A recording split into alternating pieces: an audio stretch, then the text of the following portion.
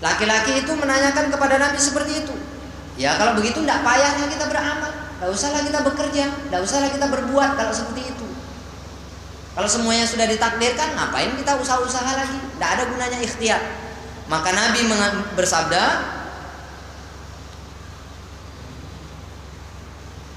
orang-orang yang sudah ditakdirkan oleh Allah Subhanahu wa taala untuk masuk ke dalam surga, orang-orang yang sudah ditakdirkan oleh Allah Subhanahu wa taala untuk masuk ke dalam surga, maka Allah Subhanahu wa taala akan mudahkan orang itu untuk mengamalkan amal-amal ahli surga. Kalau kita merasa umpamanya sholat kita enak, tak berat, beramal mengamalkan perintah-perintah Allah mudah, senang, tak berat. Nah, ini ada tanda dah nih. Tapi ini belum pasti nih. Sebab yang punya kepastian Allah. Ini tanda-tanda. Tanda-tanda nih. Kalau Allah Subhanahu wa taala, kata Nabi, kalau Allah Subhanahu wa taala mentakdirkan seseorang masuk ke dalam surga, maka Allah akan mudahkan dia untuk beramal seperti amalnya ahli surga. Tapi ketika seseorang itu sudah ditakdirkan oleh Allah untuk masuk ke dalam neraka, maka Allah Subhanahu wa taala akan mudahkan dia kalau dia buat maksiat kepada Allah. Nak buat maksiat itu senang aja. Tapi kalau nak buat baik susah minta ampun. Nah, inilah dia.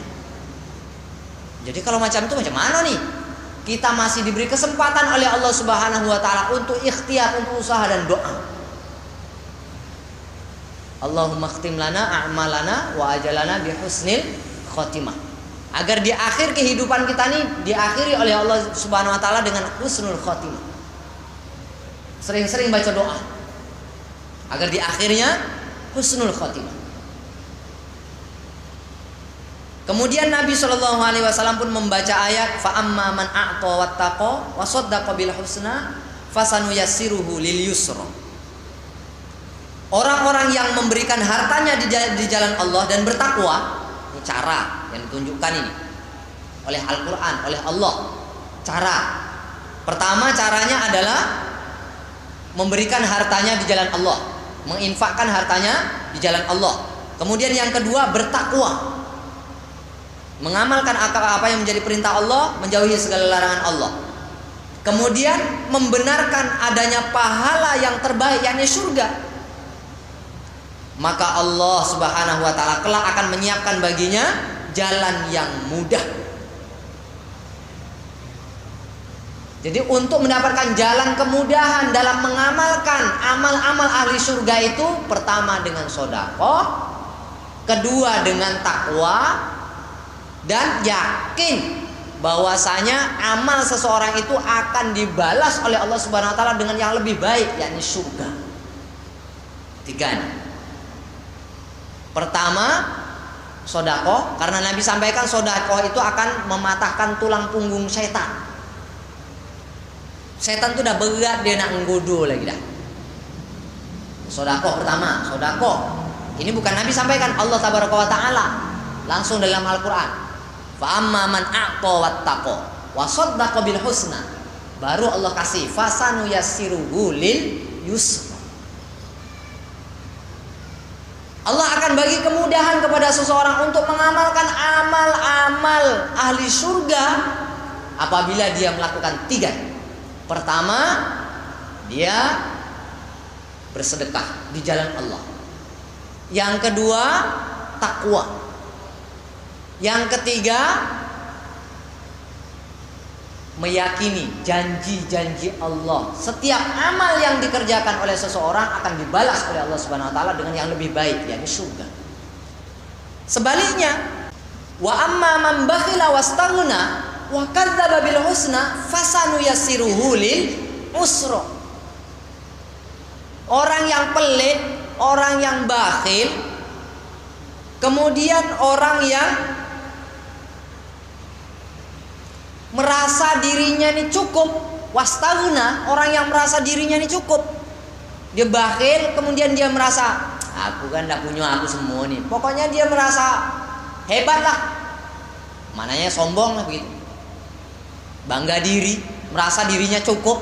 Aku tak butuh dengan orang, aku sendiri selesai gitu kan. Dia bakhil, kemudian dia istaghna, merasa kaya, merasa cukup diri sendiri.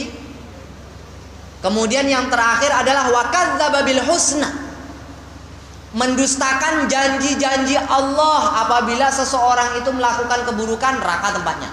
Alah, mana ada azab kubur, kata dia. Kubur kan memasing, kata dia. Ini dia. Mendustakan janji-janji Allah kepada orang yang durhaka, mendustakan janji-janji Allah kepada orang yang berbuat taat, berbuat baik. Dia dustakan itu. Bengak aja tuh hadis tuh, kata dia. Tak ada menyentuh, kata dia. Dah, habis. Maka Allah Subhanahu wa taala akan jadikan dia fasanu yassiruhu lil usra. Susah dia nak buat baik. Nak melakukan amal-amal yang menyebabkan manusia ini masuk ke dalam surga itu susah betul. Nah, ini cara yang sudah ditunjukkan oleh Allah Subhanahu wa taala. Kalau kita merasa susah nak berbuat amal-amal ahli surga, maka tengok ini. Sedekah, takwa. Yang ketiga, ingat janji-janji Allah.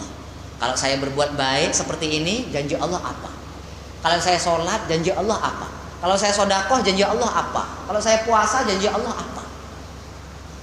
Maka sebaiknya di rumah itu baca buku hadis yang berkenaan dengan fadilah-fadilah dalam beramal, keutamaan-keutamaan dalam beramal. Baca itu diulang-ulang. Ketika kita lemah, ketika kita malas, maka timbulkan itu. Sedekah, takwa, wujudkan janji-janji Allah atas amal-amal ahli surga seperti ini loh. Ya. Janji Allah nih kalau buat seperti ini loh. Tapi kalau kita tak nak masuk surga karena itu pilihan kita, Allah sudah tentukan itu. Jalannya sudah ditentukan. Arahnya sudah masing-masing, sudah ditetapkan oleh Allah dalam Al-Quran, dalam hadis Nabi sudah disampaikan itu. Ketentuannya sudah masing-masing jalannya. Jalan neraka sendiri, jalan surga sendiri. Kita arah mana? Maka kita sama-samalah sekarang nih. Maksud saya menyampaikan keyakinan kita kepada takdir Allah Subhanahu wa taala ini agar kita merasa takut. Karena kita tak tahu dengan takdir Allah. Dulu semasa saya di alam rahim, apa yang dituliskan untuk saya? Tapi kalau nengok kita duduk di masjid, nampak saya ini orang yang sudah ditulis oleh Allah sebagai ahli surga. Amin. Harapan kita seperti itu, kita berharap dan berdoa seperti itu. Allahumma inna nas'alukal jannatal firdaus. Bagi kami ya Allah surga firdaus. Rasanya memang tidak layak. Lastulil firdausi ahla. Tak layak awak ni dong nak tinggal dekat surga firdaus. Tapi syair itu dilanjutkan, wala aqwa 'alan naril jahim. Tapi kami tak mampu nak masuk neraka jahim ni dong. Dilanjutkan lagi, fahabli taubatan waghfir dunubi. Maka kita mintalah kepada Allah Subhanahu wa taala agar diampunkan dosa dan kesalahan. Fa innaka ghafirudz dzambil azim. Karena Allah adalah zat yang Maha Pengampun. Jadi perkara ini harus ada dalam diri kita. Ngaji takdir ini maksudnya itu. Kemudian ketika terjadi sesuatu kepada kita yang kita ini tak sesuai, itu loh. Umpamanya kita berlanggo, umpamanya kan, aduh sakit, masya Allah.